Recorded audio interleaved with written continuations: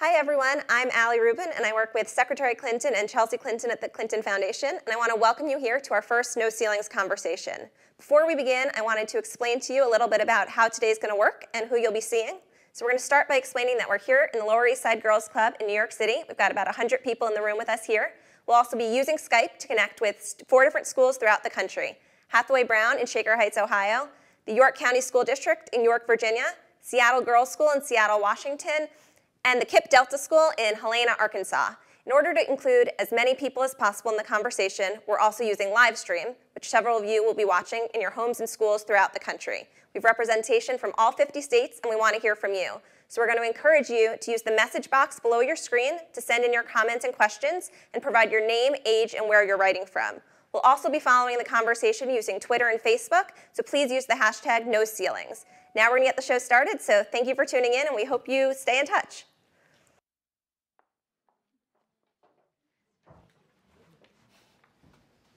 Hi there. I'm Lynn Pentecost, the founder and executive director of the Lower East Side Girls Club. And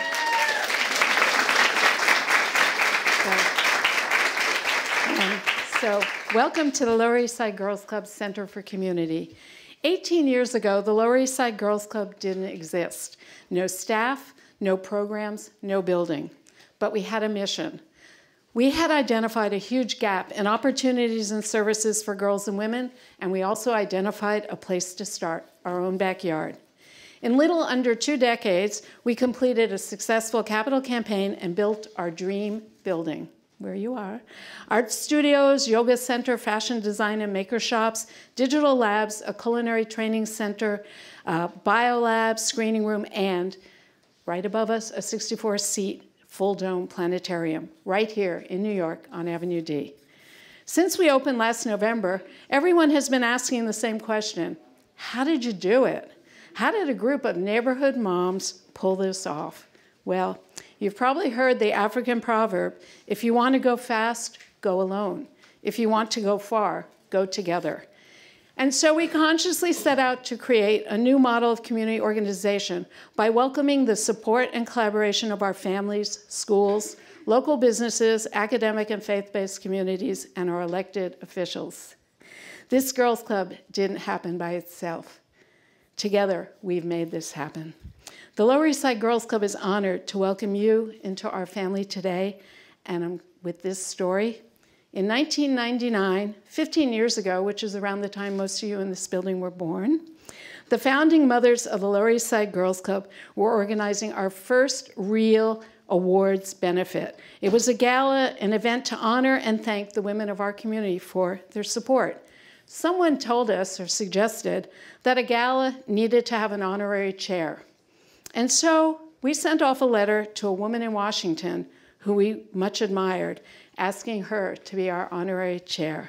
Remember, these were the days when we were still operating out of shopping carts, church basements, and seedy storefronts.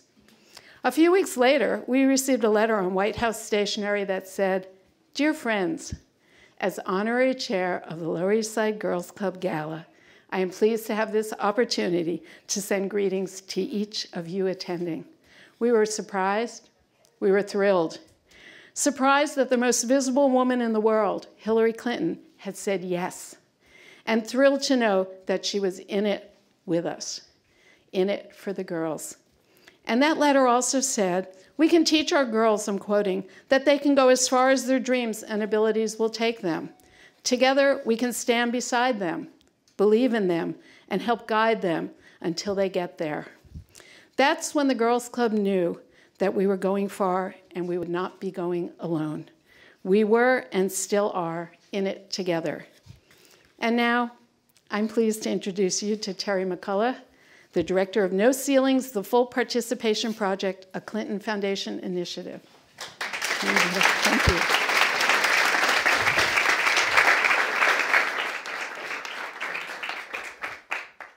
Thank you, Lynn, and thank you to the Lower East Side Girls Club for hosting us here today. It's very appropriate that we are talking about breaking ceilings in a building where on the front door it says "Reach for the Stars," and there's a planetarium above. And this is also a club that really teaches girls to fight for equal opportunity, to dream and to make their future possible. We are so excited about talking about No Ceilings here with you today, but more importantly, we want to hear from you about what it's like to be a girl in the world today. We want you to share your thoughts with us. This is a first in a series of No Ceilings conversations where we'll talk about issues that affect the full participation of women and girls. We want to hear from you today, and we want to keep hearing from you. So please sign up for updates from us and continue the conversation on clintonfoundation.org/no ceilings. Just a reminder to everybody in the room, we are live streaming to a big audience. Once you are in your seat, you cannot leave. So No Ceilings is a project to advance the full participation of women and girls. And to us, full participation means that you have the same opportunity to pursue your dreams as everybody else. In partnership with the Gates Foundation, we are collecting data on the status of women and girls over the past 20 years. With that, we'll be able to assess and celebrate the progress that we've made, because we've made quite a bit of progress, but also take a really hard look at the challenges and the gaps that remain. It's a project that is going to turn into a progress report that we'll be able to share, and with that, we'll create a 21st century agenda to help close this participation gap. The data is really important in this project, but so are your stories. And in advance of this gathering, we asked some of you to submit videos about your thoughts on what it's like to be a girl today. We heard from as far as Nepal and as near as this room. So we are very excited to share with you some thoughts from girls in her words. I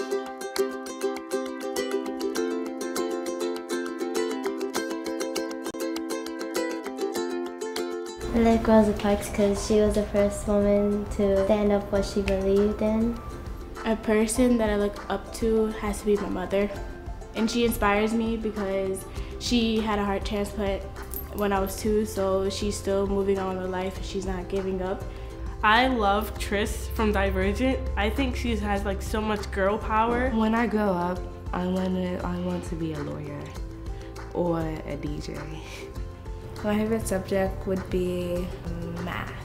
I kind of like to challenge myself. I want to be a doctor because I like to help people. Oh, what I want to be when I grow up is a veterinarian because I love animals.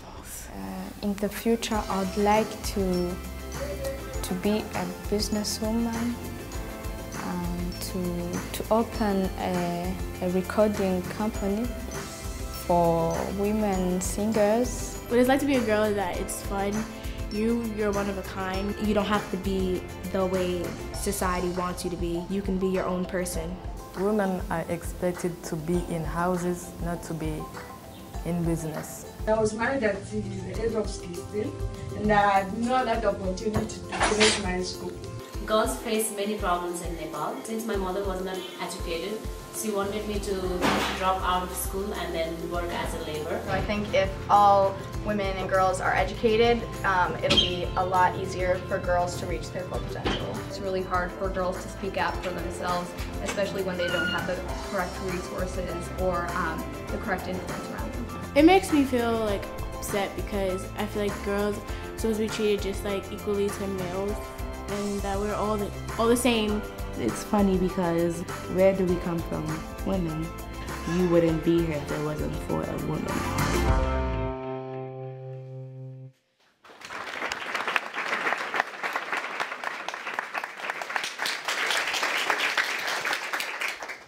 Hi, I'm Jenna Otero. I go to School of the Future. I'm 16 years old, and I've been a part of the Girls Club for about 3 years now, and now I'm a high school intern.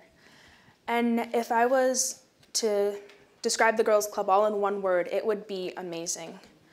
The Girls Club has exposed me to new places, new people, new food, and I love the Girls Club because I get to try all of these new things, and which is great because I'm not really sure what I want to do when I grow up. I know the struggles women have faced in the past, and I'm grateful for courageous leaders like Hillary Clinton who have paved the way. Looking ahead, I want equality for my generation. I want equal rights, equal pay, equal representation in the media and in the government. And not just for girls in the US, but for girls all over the world. I'm excited to learn that the Clinton Foundation is working to achieve these goals through their No Ceilings program. And now it is my honor to introduce to you 3 women who I admire very much. our moderator, America Ferrera,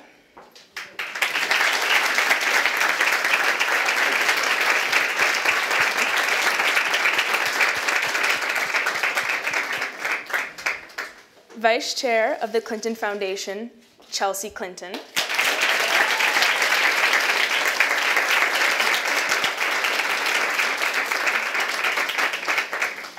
and Secretary Hillary Rodham Clinton.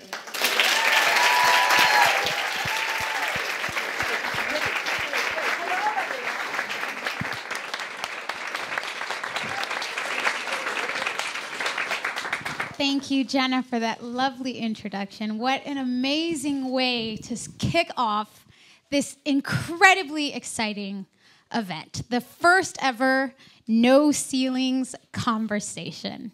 I'd like to welcome and thank every one of you who are joining us today, whether you're here in the room at the Lower East Side Girls Club in New York City, whether you're watching at home, at school, or anywhere else, welcome. Now, the goal of this event is to start a conversation about you, girls. We know that girls in the US and throughout the world, some who are watching us today, have huge aspirations. But some girls face greater challenges in growing up to achieve those dreams. So we are here to learn and share the progress that girls have made and to talk about what still needs to happen to reach full participation. But before we begin this very important conversation, I'd like to take a minute on behalf of the Clinton Foundation and thank Lynn Pentecost and the Lower East Side Girls Club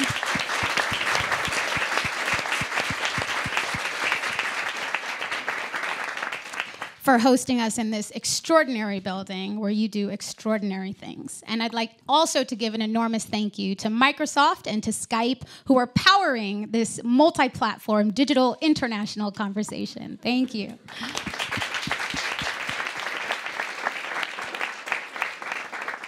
Now, when thinking through how to launch this No Ceilings dialogue, Secretary Clinton and Chelsea wanted to make sure that this was an open and participatory conversation, as open as possible. So we're going to begin hosting convenings just like this across the country and around the world so that we can hear directly from the girls and the women and the boys and the men about what we need and what we can do to achieve full participation for girls and women in society. At our launch event today, we are not just talking amongst ourselves. We have opened this conversation up beyond these walls, and we are using Skype to contact 4 different schools from across the country. And we'd like to welcome them here with us today. The first school joining us is the Seattle Girls School in Seattle, Washington. There they are. Hi, Seattle. Also joining us is the Hathaway Brown School for Girls in Shaker Heights, Ohio. And the York County School District in New York, the York County School District in York, Virginia. There they are. And finally, the Kip Delta High School in Helena, Arkansas. There they are. We're also streaming this conversation on our website and taking questions from live stream audience and Twitter. So we're joined by many today. We invited schools and communities in all 50 states to host participation parties. Many of them are with us. And they can watch this discussion and continue this conversation with us and amongst themselves. So the point of today is to let you know that your voice and your opinion matter. The fact is that this conversation and the ones that follow will actually help shape the work of No Ceilings, and it will help shape the future for girls and women around the world. Now, I know you already received a logistical briefing earlier, but I'm just going to remind you to please send in your questions and comments using the live stream message box, or I don't know what that is, but you should, or on Twitter with the hashtag No Ceilings. Please also remember to tell us your name, your age, and where you're joining us from. And we're going to try and take as many comments and questions as we can during our time together with the Secretary and Chelsea. But Madam Secretary Clinton and Chelsea will continue answering questions over the weeks and the months ahead via Facebook and Twitter and blog posts and emails. So I'd now like to let a woman who needs no introduction say a few words, but I'm going to introduce her anyway. As her Twitter profile describes, Secretary Clinton is a wife, mom, lawyer, women and kids advocate, former First Lady of Arkansas and the United States, a U.S. Senator from New York, Secretary of State, author, dog owner, hair icon, pantsuit aficionado, glass ceiling cracker with a future that remains to be determined. Madam Secretary, would you like to say a few words? Oh, thank you so much, America.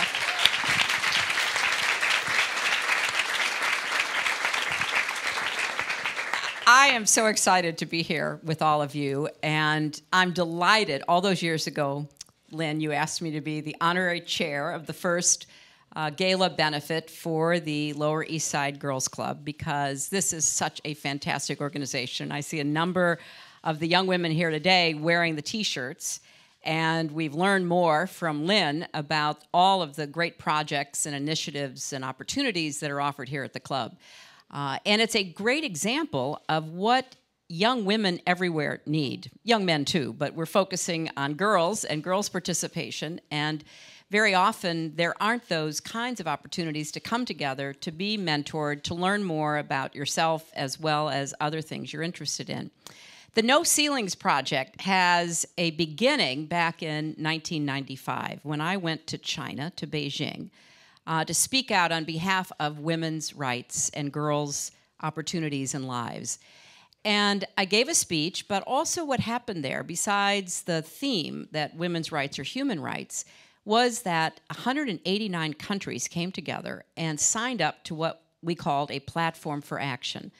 And it called for the full participation of women and girls in every aspect of society, in the economy, in politics, in business, in anything you name. We wanted to make it clear that women and girls should have the same opportunities to make the same choices that they were interested in making as boys and men. And that too often there were ceilings. Now, in some places in the world, the ceilings are really low. Girls don't even get birth certificates when they're born because they're not considered as important as boys. Girls get to go to school, but not for as many years. Girls don't get the health care that they need. More than 5 million of them are married before the age of 15, often under the age of 12. And so the ceilings in parts of the world that restrict girls from finding out who they are, from living up to their own God-given potential, can be very low or can be quite high, but still hard. So what we're doing at the Clinton Foundation, and our director, Terry McCullough, was out here just a minute ago to explain, we're looking at all the information we can gather to try to figure out how much progress we've made since 1995. You know, what have we done right that we should celebrate, and what are the big gaps that we still have to fill? But my daughter reminded me that most of the people that we would be addressing in the world were very, very young or not even born in 1995. And in fact, if you go on the internet and you read about the Platform for Action, you won't hear about digital activities of any sort because there weren't any for most of us. The internet's not even mentioned.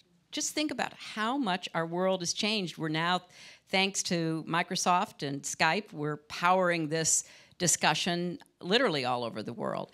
So we wanted to be sure that we didn't just talk to people who've been doing this for a long time. We wanted to talk to young women, and we wanted to talk to girls. And that's what this first conversation is about. We really want your ideas. We want to know what's important to you, how you see the world. What are your dreams and ambitions? What ceilings do you think might stand in the way of your doing what you would really like to do? Economic ceilings? Educational ceilings? Family ceilings? Expectations? You name it. So we want to have a very open conversation with you and with the students at the 4 schools that America just mentioned.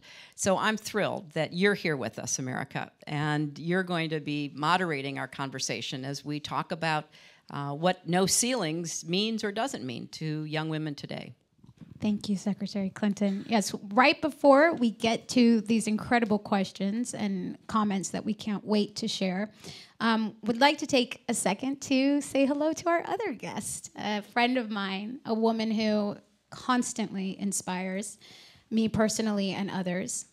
Welcome, Chelsea Clinton. She is the vice chair.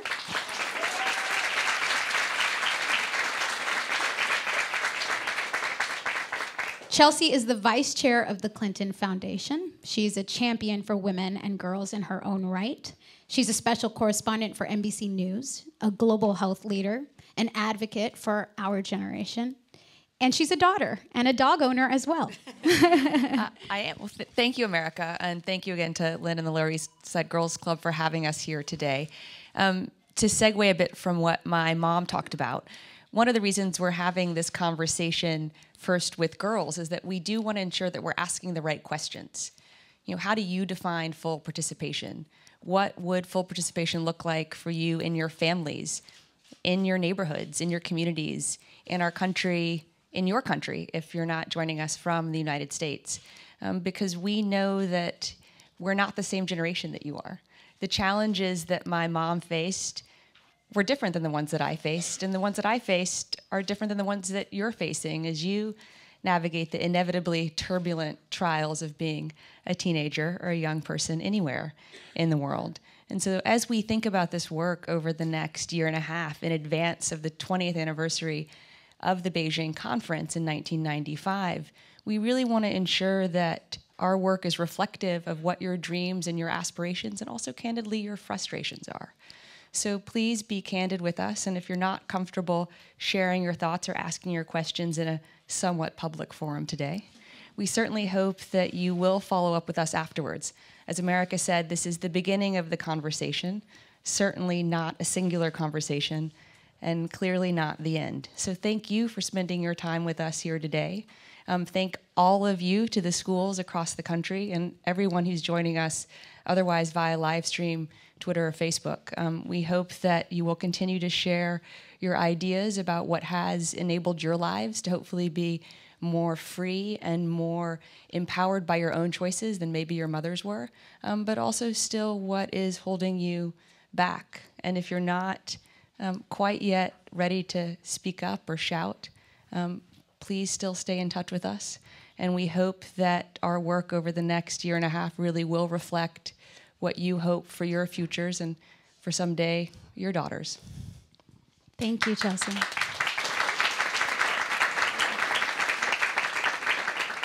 So let's get to it. This is the good stuff. We get to hear what the girls think. Our first question comes from Hathaway Brown, and they look ready to ask it. There they are. Ladies, the floor is yours. All right. Thank you to Secretary Clinton, Chelsea, and the Clinton Foundation for bringing us all together for this important conversation today. I'm Sunny Roy. And I'm Sue Roy. We're sisters in the 11th grade who attend Hathaway Brown, an all-girls school for kindergartners through 12th graders in Shaker Heights, Ohio. At our school, we spend a lot of time thinking and collaborating about how interconnected we are as girls and young women. And not only in our greater Caribbean community, but also across the globe. As twins at an all-girls school, we're always collaborating and working together on deciding things as simple as who's going to drive in the mornings, to as complicated as deciding which one of us would be running for a leadership position at our school. You both teamed up for this initiative as mother and daughter, bringing in others in order to accomplish one common goal. In this campaign, you've had to collaborate and negotiate together on issues addressing the various concerns surrounding girls around the world. We recognize that there are many barriers when you're trying to be successful on a global scale. Whether you're interpreting the data or considering how different cultures hold different views on gender equality around the world, all of the work seems to require the participation of a lot of people. So our question to you today is, how does collaboration promote and advocate for the well-being of girls around the globe, Can you share a story of how the two of you collaborate together as a team and how you both together partner with others around the world to make this a meaningful campaign? What have you learned about the importance of collaboration and what is required to make it work? Wow, thank you, ladies. Thank you so much for your question. I'm thrilled to be able to work alongside my mom. We're deeply aware of how much we don't know. It's one of the reasons why we're having this conversation with all of you here today, because ultimately we hope No Ceilings will be a broadly collaborative effort. It's also why, as my mom mentioned, we've reached out to some non-traditional partners in this effort. We are working with the UN and the World Bank, but we're also working with Google and Facebook and telecom companies around the world so that we have a more holistic picture of what women and girls have access to in terms of technology, mobile banking, online opportunities, whether it's here in the United States or in Malawi or Myanmar. And so we're trying to be very broadly collaborative because it's the only way that we'll have a holistic, or at least an attempt at a holistic picture for where we stand today in terms of rights and opportunities for women and girls around the world. But we're always looking for new partners and new ideas. And so that's partly why we're having this conversation, because we hope that the girls that we're talking with here today will tell us whom else we should be collaborating with, because collaboration for us is not an end goal. It is very much a necessary part of the process. And we'll all be better off for having the right partners. I mean, Lynn talked about kind of the Lower East Side Girls Club story. You know, if you wanted to go fast, go alone. If you wanted to go far, go together. And we're deeply cognizant of that. And that approach is embedded into the DNA of the Clinton Foundation, certainly into my family. And we very much hope that all of you will help us do that in a collaborative, open, and iterative way going forward. Yeah, I would just add, and it's wonderful to see the two of you together as twins asking these questions along with your classmates in Ohio. I'd make 3 points. You know, I've learned over the course of my public life and my professional life, as well as my personal life, that being a partner and being a collaborator always enhances the experience. It always makes it, you know, more likely you're going to get to the goal that you've set, because people working together are going to bring their ideas and they're going to make their own contributions, which will be important. So when I was Secretary of State and I'd worked in areas affecting women and girls for a long time before, I looked for ways to collaborate. So we began a project to improve agriculture in Africa. And the way we collaborated was to convince all kinds of groups to work with us, from the governments to local villagers. And I remember being in Malawi and going out to visit a group of women farmers. They were dairy farmers. And before, each of them had been by themselves in their very tiny little plot of land with maybe 1 cow, maybe if they were lucky, 2 goats. And they couldn't figure out how to improve their own family income because they didn't have enough land to have any more cattle. So they began, with the help of a lot of partners, including the United States, they began to work together. And they realized that they had to share more land, they had to build a dairy, they had to work to try to give each of their members in this collaboration called a cooperative a chance to do better. I mention that because I think that even in today's world, it may not be in the real world, so to speak. It may be in the virtual world that you are collaborating. But there are so many more opportunities now for someone sitting here in New York or in Helena, Arkansas, or anywhere else to be part of a larger effort by reaching out and collaborating and working together. So that's part of the goal that we have at the Clinton Foundation, where we think we're all in this together, and we really believe that, and that's what we want to bring to the No Ceilings Project. And I would also say that if there are people that you want to collaborate with in your own work, whether it's here in the Lower East Side or in Helena or somewhere else, ask. The worst that anyone is going to say is no. And so you'll never know kind of what opportunities or partnerships you could forge if you don't ask. So sometimes people say no to us, but at least we know that we asked. And so I hope that each one of you will ask for the help that you think you need or the opportunities that you want to be part of to do the work that you feel called to do.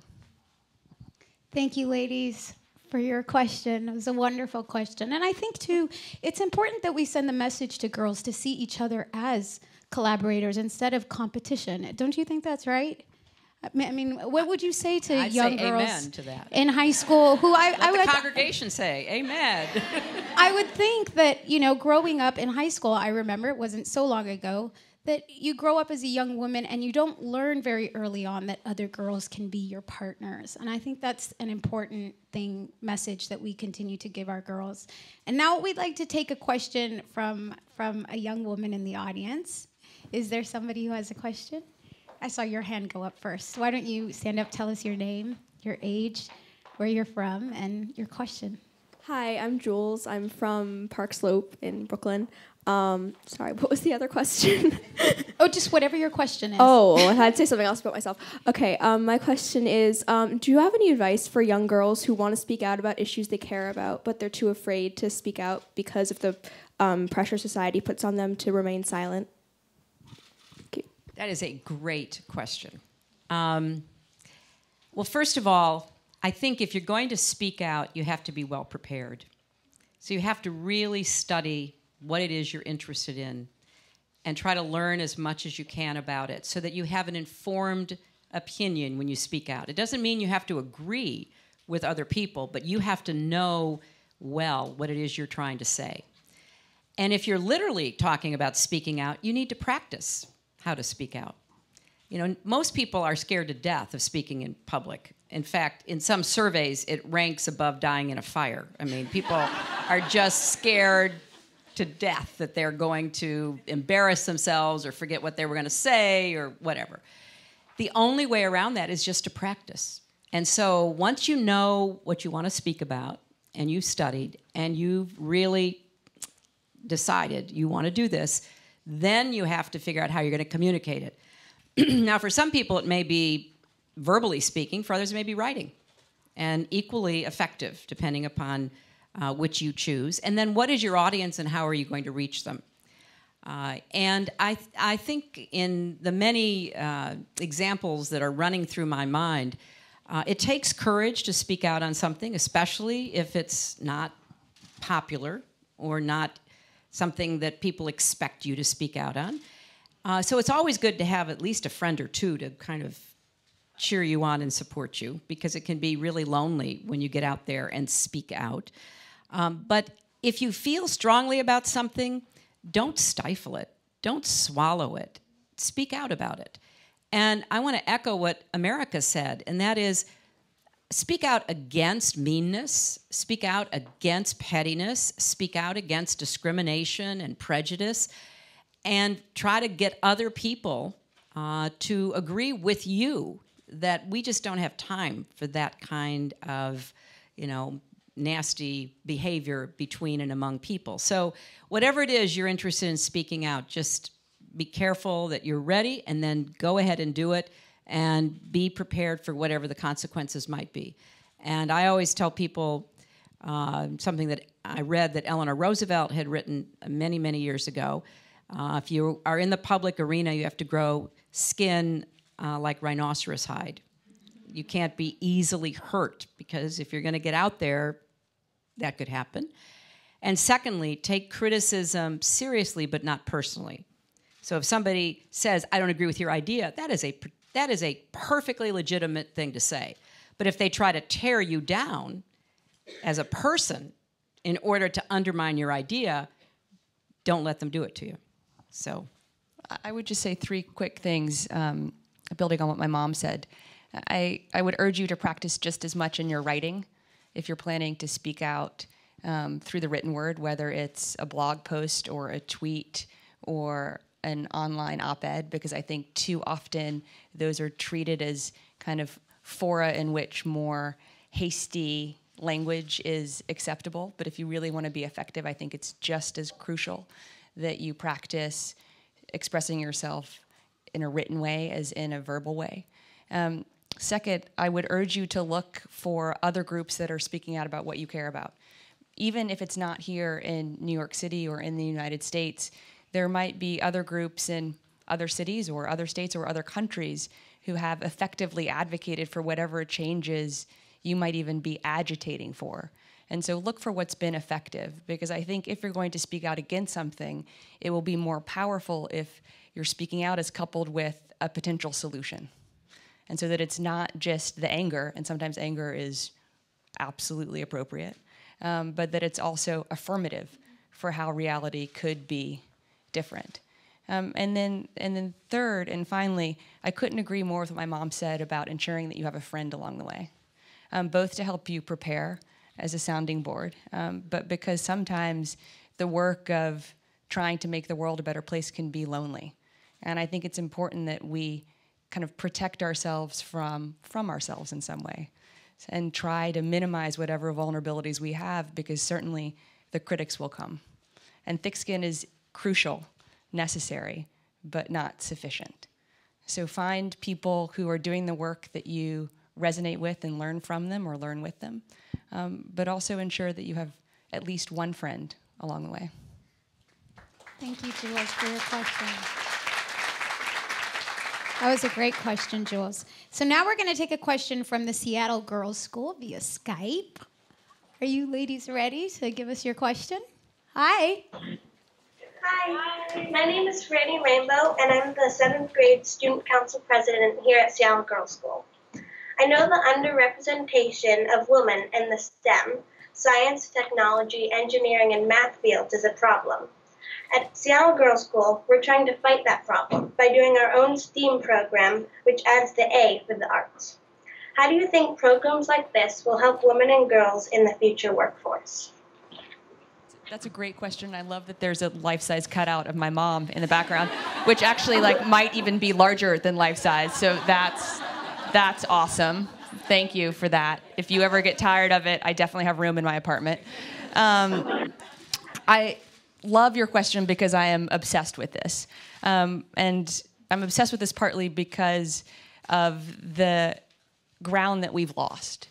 So in 1987, when Santa Claus gave me a computer for Christmas, thank you, Santa Claus, women represented more than 36% of computer science graduates in the United States. When I graduated from Stanford in 2001, women represented about 21% of computer science graduates. And in 2012, women represented less than 16% of computer science graduates, even though the number of computer science jobs in the United States has expanded dramatically over that same time period. So we know that we're losing ground, and we also know that middle school is the area where we're really losing the most ground. Because at 4th and 5th grade, girls are just as interested in careers in science, technology, engineering, and math. They're just as good, if not better, don't tell the boys, in those subjects. But by the time girls get to 8th or 9th grade, interest levels drop and performance levels drop. And so the answer really is exactly what you talked about is happening at Seattle Girls School.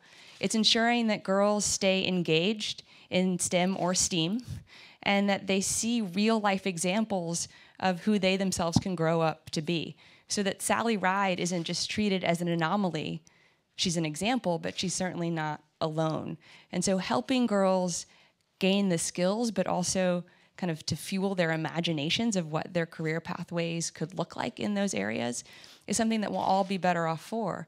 Because one of the reasons we can't currently fill all of the STEM gaps in our country and why we expect to have possibly up to 1 million empty STEM jobs over the next decade is that roughly half the country isn't participating in pursuing those dreams. And so I guess I would ask you to tell your friends who are in other schools in Seattle or in other places around the country, what is working there? Because if you really feel like what is happening at your school is working and you, your friends want to be engaged in those areas, then please share that. Because sometimes part of being the solution is being a leader. So if it's working in your schools, please raise your hand, share what's happening, and hopefully other girls in other schools in Seattle and around the country can really benefit from that. And I certainly hope that at least some of you in that school, if you won't send the picture of my mom to me, will at least pursue careers in the STEAM fields and keep us posted. And to that end, to follow up on what Chelsea's saying, we'd love to hear from you ladies at the Seattle Girls School. What do you think is holding women back or girls back? Why is there the drop-off in interest in the STEM field? Is there something you could share with us about what you think might be intimidating young women or making them sort of choose other careers? Anybody? I'm Asha. I'm in the 8th grade, and I play competitive chess. And in this field, there are not very many girls, and I know it gets really scary because you go out there and you play in a competition, and you're facing a boy who may be better at it than you, and boys tend to be more cocky in the chess field, and they're like, yeah, I'm going to do this, and girls are like, oh, okay. So scarier, I guess, and sometimes it can be intimidating, and with the men already dominating the field, it makes you kind of want to hold back. Interesting. Well, Secretary Clinton, that's something that sounds like you have some expertise in the field of being the only woman in the room. Cocky men. Or just cocky men, yes. And the feeling of being the only woman in the room in a male-dominated field. Well, I really liked your response and the example of competitive chess because it tells a much broader story.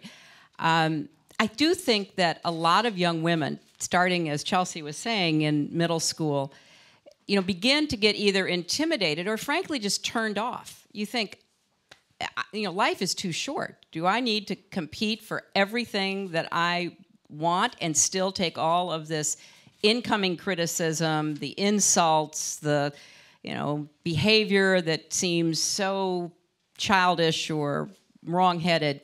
So I think it is important for women to support other women and for girls to support other girls.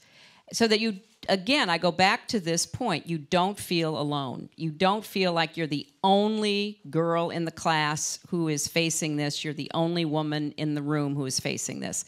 And I also think that part of it is just to be as good as you can be. And you may not be the best, but you're going to be good enough. I think too many young women get stopped by the perfectionist gene. You think you have to be perfect instead of good enough. And believe me, there are so many young women who artificially stop themselves from progressing because they're not perfect. And I have rarely met a young man who doesn't think he already is. If not perfect, darn close to it. So why do we impose these kind of burdens on ourselves?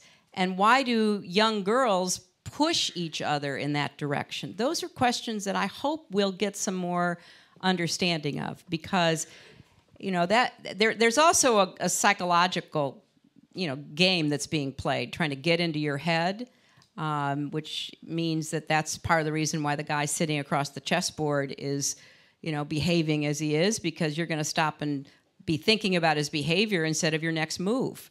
And so just learning how to take all of that and not be knocked off stride by somebody else's behavior or frankly by your own perfectionist expectations is some of the lesson learning that we hope we can talk about. And I would just say quickly, Asha, you should feel great because every girl that follows you, it will be easier for her. It will be easier for her to sit at that table, to stand in that room, to compete against the boys because you were there. And to just be even slightly sharper than my mother about the cockiness point, just remember that's about him, that's not about you. It's not. That is not about you. That is about him. And so whenever anyone is putting you down, either subtly or not so subtly, that is not about you. That is not a reflection on you. That is not a reflection on your character. That is not a reflection on your competitiveness. That is not a reflection on your ability to win. It's about their insecurities, about their ability to win. So good luck at your next match, and thank you for inspiring, I'm sure, lots of girls behind you. Thank you, Asha, for sharing your experience with us. It's exciting to hear your stories and your experiences. That's what we're here for. And now we're going to turn to a question that came to us via the live stream, which means other people are watching, which is exciting. And this question is from Kinsey in Denver, who's 16. And she wants to ask Chelsea and the secretary, what younger women do you look up to and admire today? Chelsea? Well, certainly I look up to my friend America. It's true. Which is one of the reasons why I'm so thrilled that she was willing to do this with us today, because she certainly is breaking barriers and cracking ceilings in her own right. I know my mother and I share a deep admiration for Malala. I think that very often people kind of become icons for things that were far beyond their control. She certainly did that, but she really became an icon because of what was in her control. Because she did choose to speak out at such a young age about what educational opportunities were available to her in her own community. And then after her horrible accident, she refused to be a martyr. And she continued to advocate. And she recognized that she'd been given this powerful platform because of something horrible, but instead of kind of just being weighted down by the horror, she recognized that it could only further advance her mission.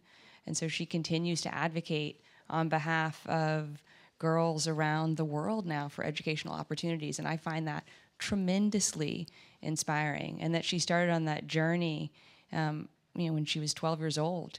And she had such a singular purpose. And now she's 16 and kind of continuing to march forward and bringing so many of us along with her. So I think there are many young women that inspire me, some whom I'm really fortunate enough to know, and some whom I deeply admire from afar.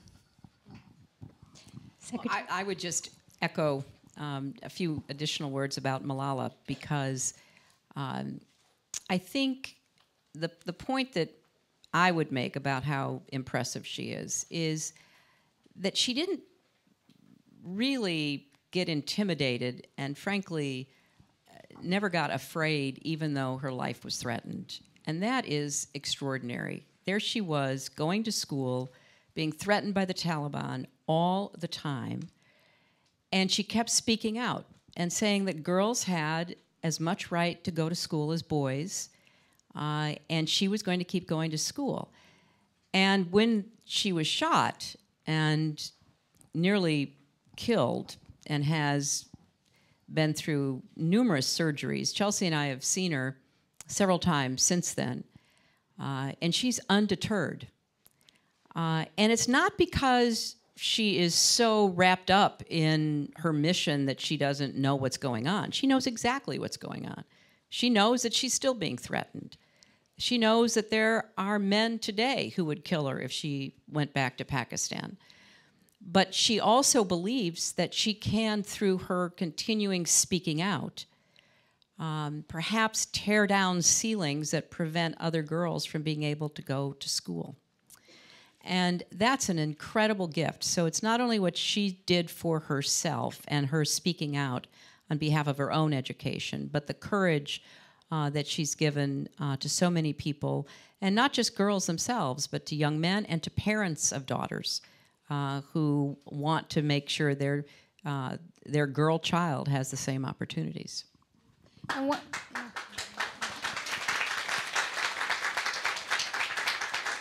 And one of the most powerful things that Malala says is, they can kill me, but they can't kill my ideas.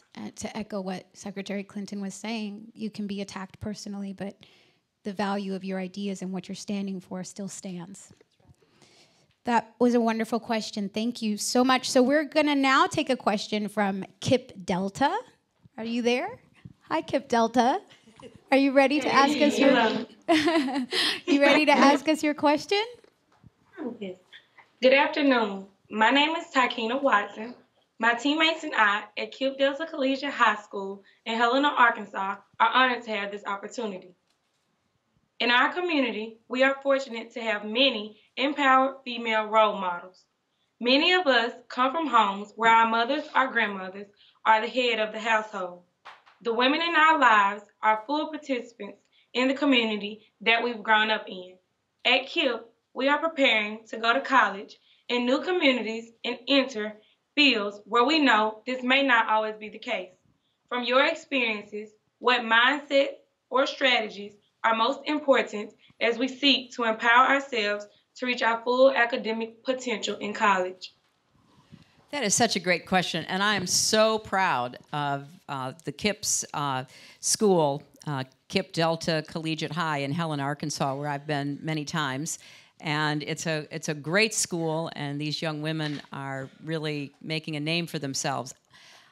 I would say three things. First, you are so right to admire your mothers and your grandmothers because they are worthy of your admiration and our respect. The work that they have done not only in your lives, but in the life of your community, really has made a difference. I think when you are considering going to college, and most likely many of you will leave Helena, you might even leave the Delta, you might even leave Arkansas to pursue your higher education. Take your values and your commitment to education with you, but be open to meeting new people and learning from them. And do not be at all shy about asking for help. And the reason I say this is you have no reason to know. I taught up at the University of Arkansas Law School up in Fayetteville, Arkansas years ago. I had some really, really smart students, but all of them thought they were supposed to be smart at the beginning, not at the end. And they often wouldn't ask for help. And they were really smart, but they were embarrassed to say, I need help. I need help on this subject. I need help to improve. I want to be the best I can be. So don't be shy, or don't think it'll be a mark against you when you get to college if you go find out anybody who can help you, and you just ask them because you want to be the best you can be. I think it's also important to surround yourself with people who care, who care about what you care about. Namely, they care about getting a good education. They care about having a good life, making a difference, and not to get detoured off into all the other activities that college can offer.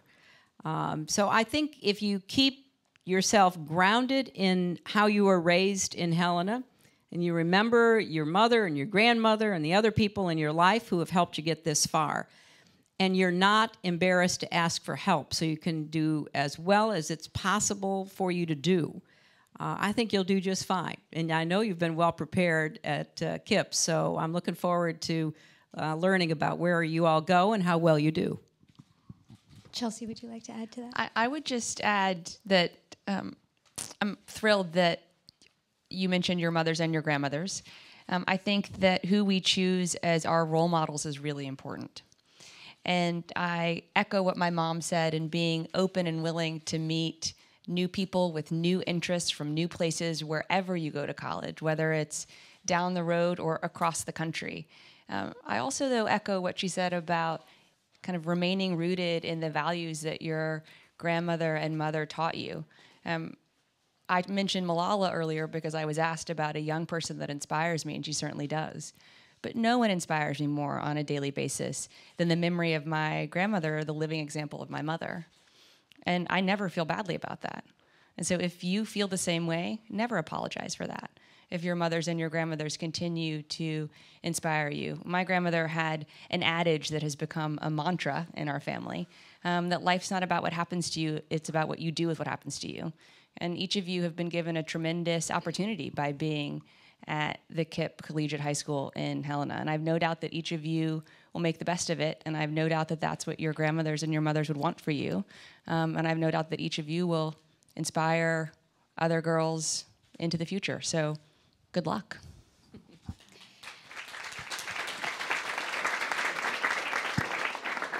And now we're going to take another question from our audience here in the room. Let's see. I hate being the person who has to pick. I see you right there in the middle with the glasses.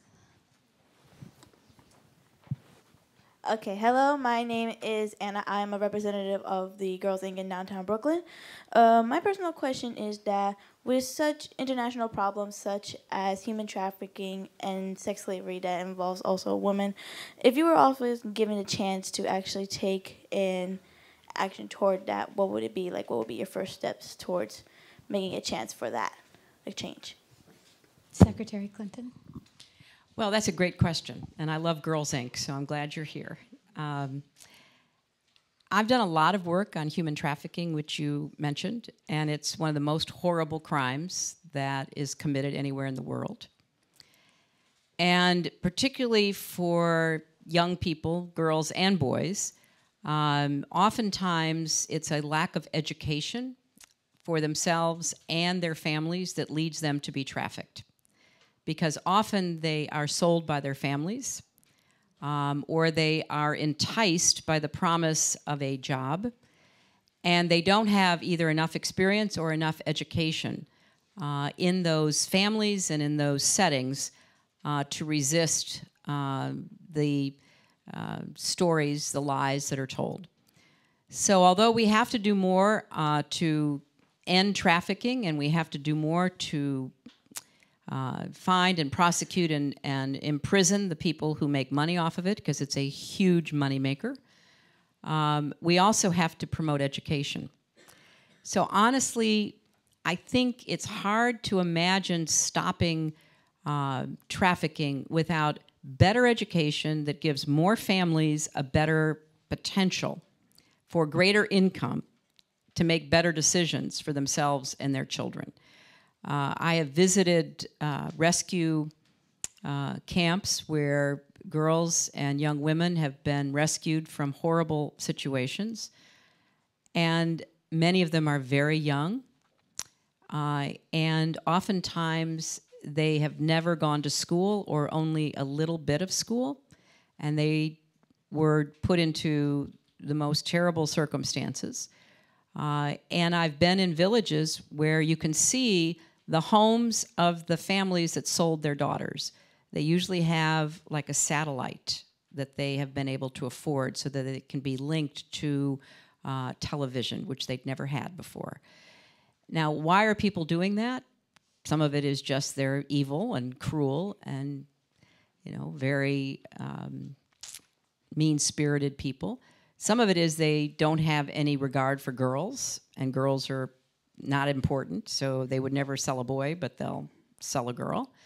And some of it is they don't know any better, and they don't see a better way for themselves.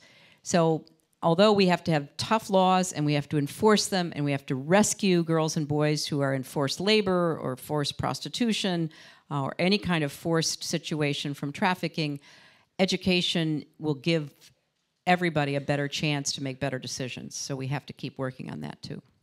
I would also say that this is not something that exists wholly outside the United States. We have women and children who are trafficked into this country, tens of thousands of them every year. You are from Brooklyn. The Brooklyn DA is one of the few district attorney's offices in the entire country that has a unit dedicated to sex trafficking victims. And so there are organizations that are part of our government trying to combat this on a local level, and there are certainly a number of organizations trying to help the victims of trafficking ensure that their lives are not defined by the experience of having been trafficked and enslaved. So there's a lot that you can do if you want to engage in this in Brooklyn or here in the United States, whether it's raising awareness about the fact that the Super Bowl is the #1 day on which young women are either trafficked into slavery or prostitution is occurring, or on a more ongoing basis trying to work with victims, some of whom are younger than you, to recover, reclaim their lives, and have the opportunities that you're already enjoying through Girls Inc. So there's a lot that can be done on a global level. Tragically, there's also a lot that needs to happen still on a local level. Thank you for the question. We're now going to take a question from live stream once again, and this is from Dorothy, who's 19 and in Saratoga Springs. She says, I feel as though I must be funny and pretty rather than rely on mere intelligence and skill alone in order to gain influence or respect. How does one stay true to themselves while combating the glass ceiling and double standards? Do you want to start, America? I think you've given some thought to that. You even did a movie about it, as I remember. It. I did a TV series about it called Ugly Betty. It's a really important question, and the thing that I have come to realize, being not asking to be the face of the real girl or the girl next door, but just having that in a way thrust upon me throughout my career, you know, there is the tendency to want to run away from any kind of label, or if somebody wants to make you the face of, you know, gay girls or the face of short girls or the face of the regular girls, the instinct is to run from that label. And over the years, what I realized was that while it was scary, I had the opportunity to empower other women, to really try and look at the issue about, you know, what is really at the core of this issue. And for me, when I have spent so much time worrying about what I look like and if people think I'm good enough, that it's taken the time away from me being a person in the world. The energy and the thought and the resources and the emotion that go into needing to fulfill an expectation are stolen from other things I could be doing. And I think that is one of the worst tricks played on women in our society, is if you're worrying about whether you fit in the right pair of jeans, or if you're wearing the right perfume, or if your earrings are matching your purse enough, then you can't be running for office. Then you can't be coding. Then you can't be contributing to society in a meaningful way, because your energy is going towards the superficial. And I think that's a tragedy, really. And so what I love to say to myself all the time, because it's a battle that's a lifelong battle, I think, when you're raised in a culture that places so much value on what you look like, what I try and tell myself and those around me is, think of what you're stealing from society when you're not using your potential for other things. That's what I would say.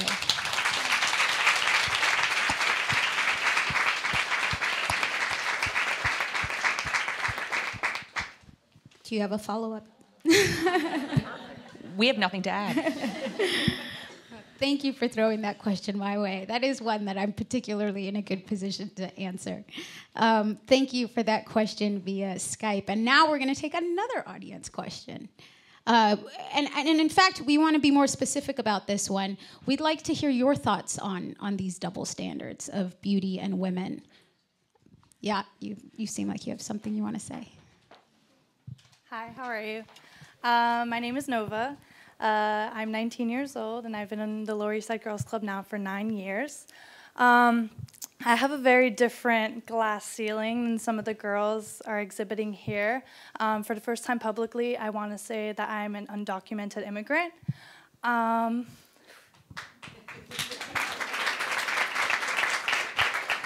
It'll be easier the second time. Yeah. Okay. And I want to say that it's been extremely difficult for me to empower myself in America, because I came here legally when I was 5.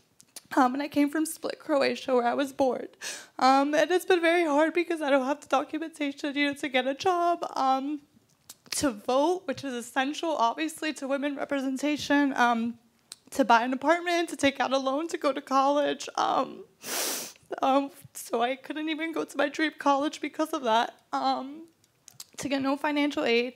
And I want to ask what, in your stance, is essential for immigration reform, because girls like me, and I'm not the only one here, you know, there are 11 million people standing behind me here, and I could just only imagine how many girls there are who can't fully empower themselves, especially in America, because we immigrated here. And if we really look at our history, we're all a room of immigrants, and the only people that were here were Native Americans. So I want to ask and throw it your way, what do we need to do to put this in priority when it comes to Congress? Because this is an extreme glass ceiling for me that I can't even control, not even as a woman, but not even as a human. Thank you. Oh, Nova.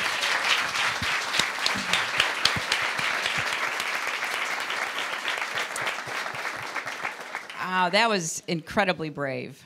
And I thank you for doing that, because it's important to put ourselves in other people's shoes. That's one of the big hopes I have, is that we can get back to being a country where people can understand what others are going through and have empathy for it and really try to help each other. The first thing I would say is, there is a program for young people who were brought here as children to sign up and be given a legal status. And I hope you will do that. And if you can't, come talk to us afterwards and we will help you figure that out. But secondly, I believe strongly we are missing a great opportunity by not welcoming people like you and 11 million others who have made contributions to our country into a legal status, so you don't have to worry. You can go to school, you can work, you can pursue your dreams. And I am strongly in favor of the legislation that passed the Senate. It was bipartisan. That's rare these days. It passed. And unfortunately, the House of Representatives has not taken it up. And I think that's a big missed opportunity for our country, because part of the reason we're going to do really well in the 21st century is because we are a nation of immigrants, and we keep attracting people like you and your family who want to make a contribution. So it's not only because we want to make life better for people like yourself who's already here, it's good for us. We have jobs that are done, we have cultural contributions that are made. It's good for us. So I'm a huge supporter of immigration reform and a path to citizenship, and we'll continue to advocate for that. And the more stories, so that people can put talk about face, can put a real face on what it means to have been brought here when you were 5 years old, have spent your entire life here, have made your best efforts here, and that's what immigration really should be about. And I would just say, I think there's probably nothing worse than being disempowered and feeling invisible. And you started to change that here today, because you made yourself visible and you started to empower yourself over circumstances in which you had no say. And so I would urge you to continue to do that and to speak out for what you believe your rights and opportunities should be here in this country. And not only against the ceiling that you are experiencing, but very much affirmatively what you believe that you have the right to pursue and what your dreams are. And I hope that you'll join other organizations that are trying to ensure that the House does take this up, so that we can't ignore any longer what should be kind of a continued effort of the United States, which is ever kind of marching towards a more perfect union. And our status as a nation of immigrants is an existential part of that. So thank you for making yourself less invisible and more visible today.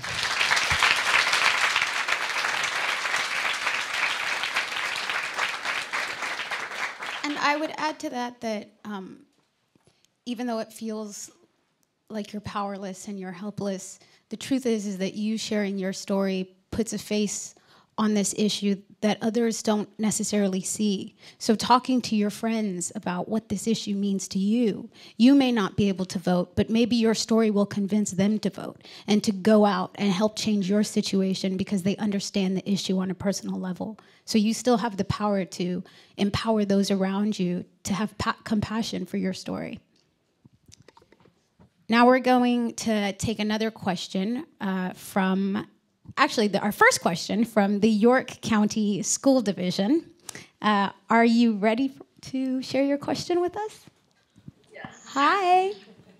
Hi. First, thank you to the Clinton Foundation, America Ferrera, Hillary Clinton, and Chelsea Clinton for having us today.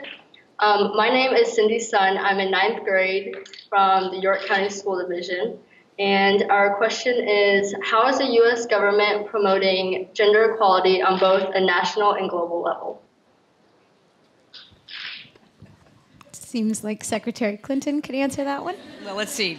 Y'all going to be here for breakfast? That's a great question, and welcome to everyone from York County. I believe that everybody is equal. And that means whether you're a man or a woman or whatever ethnicity, religion, color, you name whatever the status is.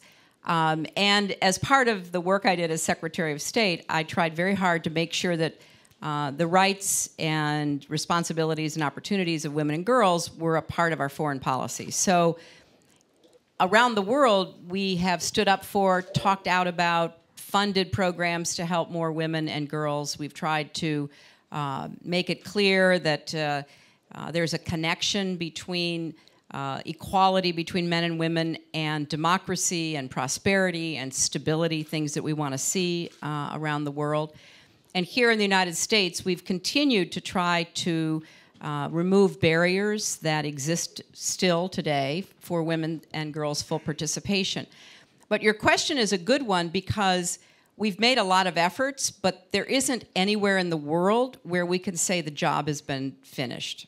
There is still work to be done everywhere, including in our own country. So what the Clinton Foundation is going to be doing with the No Ceilings project is to try to explain how far we've come and how much more we have to do, and to try to enlist people like yourselves and others everywhere across our country to solving the wage gap. You know, that women still, for the same number of hours of work, don't make as much money as men. There are a lot of reasons for it, but some of it just comes down to plain old-fashioned discrimination. And we keep running into it, where women find out what their male colleagues are making and are shocked that they've put in the hours, they've put in the educational years, and they're being paid less. That still goes on today in 2014. It's hard to believe. So when you look at major corporations, there are very few women on the boards of major corporations and very few in high positions. When you look at politics, it's the same. When you look at any aspect of our lives together, there's this gap. So what we want to do is make sure there are no legal or other barriers, and if there still are any left, we remove them. Not that we're asking for special favors for women and girls. You know, the military has just opened up all these new positions to women in the military, but they have to qualify. That's only right. They have to be able to do what is expected of them. We wouldn't ask for special favors. But there should be no artificial barriers so that individual women can always prove their worth and demonstrate that they can fit into whatever role or job they're seeking.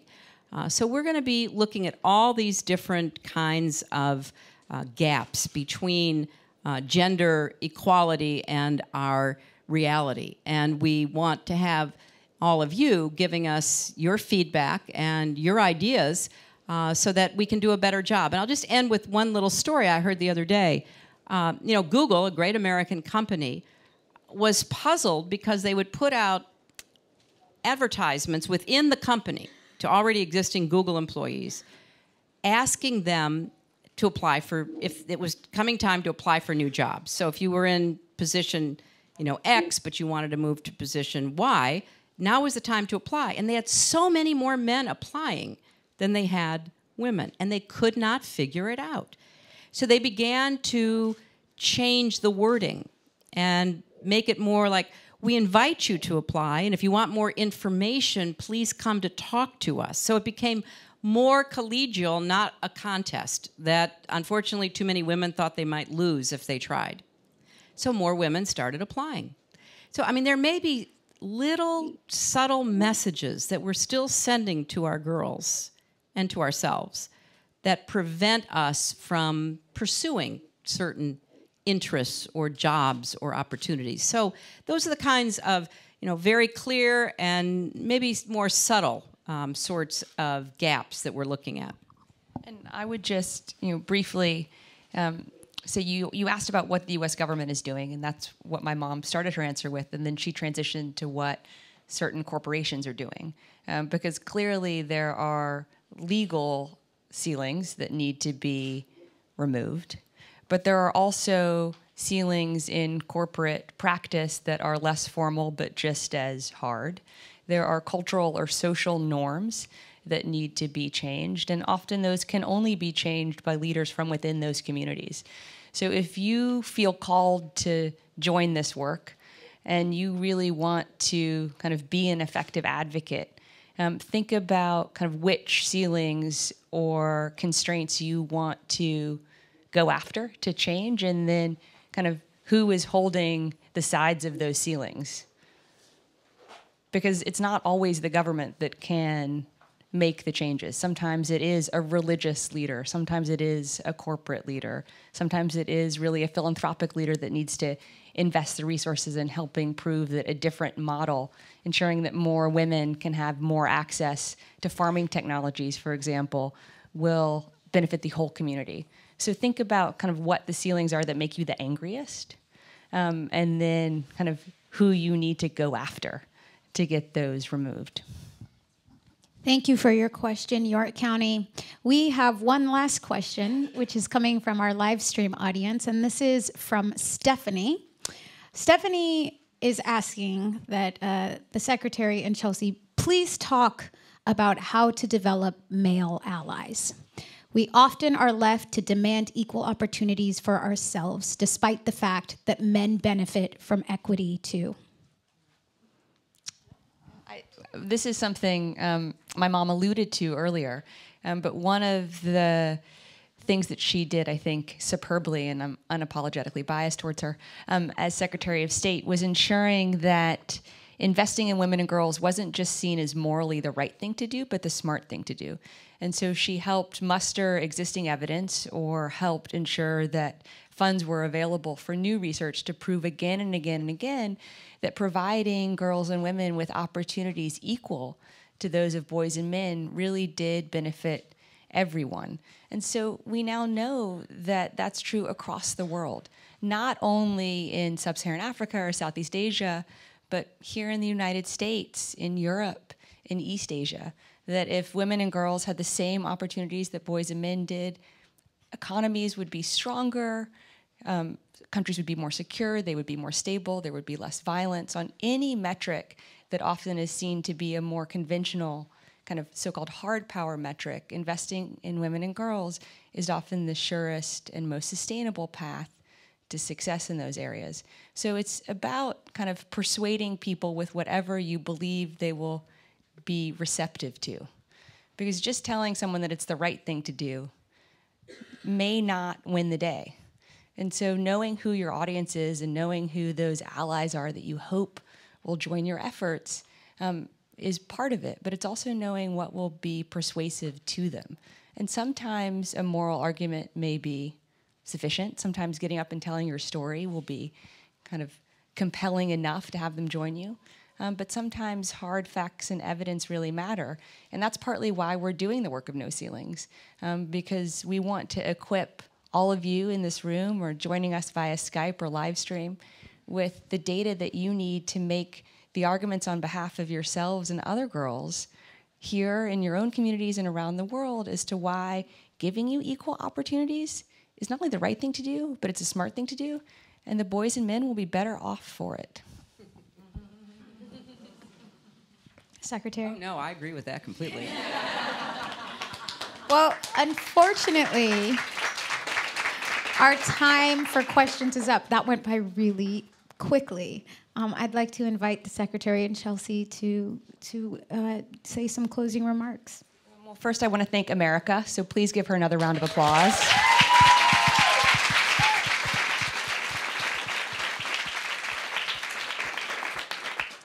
For being such a tremendous partner here today with us and doing a remarkable job moderating across multiple screens and multiple locations and multiple different ways to engage in this conversation. I want to thank the Lower East Side Girls Club for hosting us.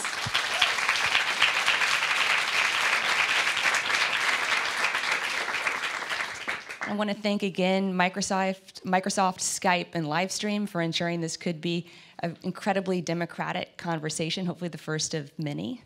And most of all, I want to thank all the girls that joined us today, in the room, around the country.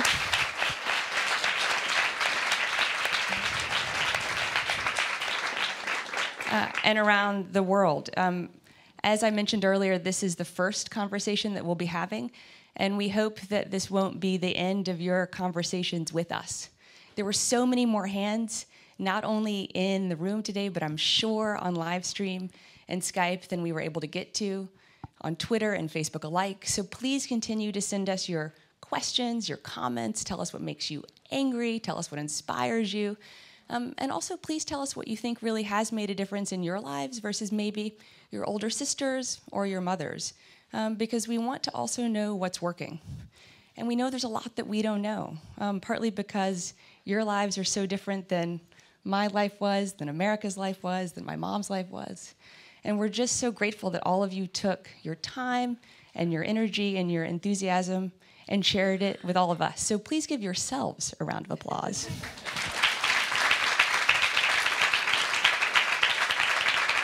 Thank you, Chelsea. I have one more thing to say. Okay, yes. Very quickly. I also want to thank all of you for being such an inspiration to us, and to me in particular. Mark and I are very excited that we have our first child arriving later this year. And I certainly feel all the better, whether it's a girl or a boy, that she or he will grow up in a world full of so many strong young female leaders. So thank you for inspiring me, and thank you for inspiring future generations, including the one that we'll be lucky enough to welcome into our family later this year. Congratulations, Chelsea. I don't think anyone was smiling bigger than your mom with that announcement. I just hope that I will be as good a mom to my child and hopefully children as my mom was to me. That's a hard act to follow, Secretary.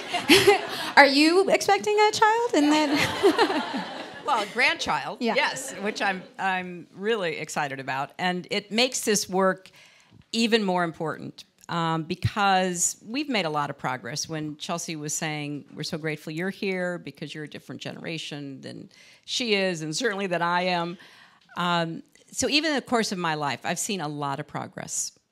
But I want to see us keep moving, and certainly for future generations as well, so that maybe our grandchild will not have to be worried about some of the things that young women and young men worry about today. So obviously we are very excited about what's happening in our family, but we're also very excited because of what we're doing that we hope gives confidence and support to so many of you across our country as you make decisions about the lives you want to lead and try to make sure there are no ceilings that are stopping you from going as far and as fast and as high as you can. So thank you, America. Let's give them another round of applause.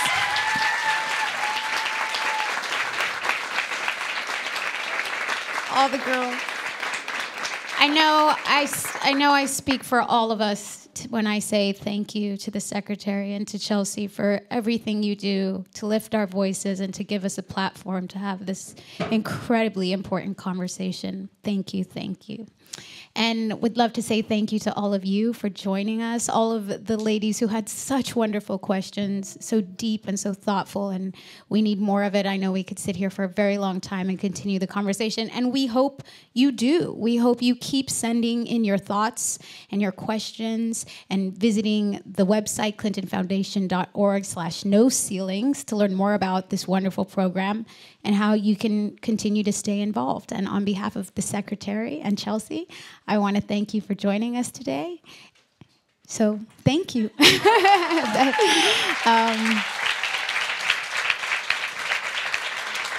And thank you to everyone on live stream and Seattle Girls School, Hathaway Brown, Kip Delta, and York County. Thank you. And everyone else who's watching, we thank you for joining us. Let's keep the conversation going. Thank you. And we ask that everybody stay in their seats while Chelsea and the Secretary exit. Thank you.